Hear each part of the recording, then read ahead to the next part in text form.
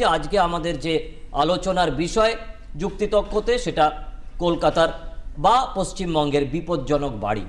দেখুন, তিনটে কারণের জন্য হচ্ছে যে বাড়ি হেলে যেতে পারে। অর্থাৎ যে কোনো জায়গায় মাটির একটা ধারণ ক্ষমতা আছে। আমাদের কলকাতা শহর একটা সফট অ্যালুভিয়াল সয়েলের উপর নদীবাহিত পলি, এর ধারণ ক্ষমতা কম। ফলে এখানে যদি আপনি বহুতল দাঁড় করাতে যান তাহলে ভিতের গভীরতা অনেক বেশি লাগবে। শ্যালো ফাউন্ডেশন ইউজ করেন যদি কম খরচায় বাড়ি করার জন্য, প্রমোটার বা ডেভেলপাররা যে কারণের জন্য করে, ফলে সেই বাড়ি ঝুঁকিপ্রবণ হয়ে যায় টিল্টিংয়ের ক্ষেত্রে। দুই, আপনি যদি আইন না মেনে বাড়ি করেন তাহলে হচ্ছে এর নকশায় সেখানে হচ্ছে যে প্রচুর কম্প্রোমাইজ করা হয়। অর্থাৎ যে বিম লাগবে, যে কলাম লাগবে, যে স্ল্যাব লাগবে, তাতে যত লোহা লাগবে, তাতে যে মানের কনক্রিট লাগবে, সেখানে আপোষ করা হয়, ডেভেলপার প্রমোটাররা করে থাকেন। গত 12 বছরে 5000 জলাশয়কে তারা বুঝিয়েছে।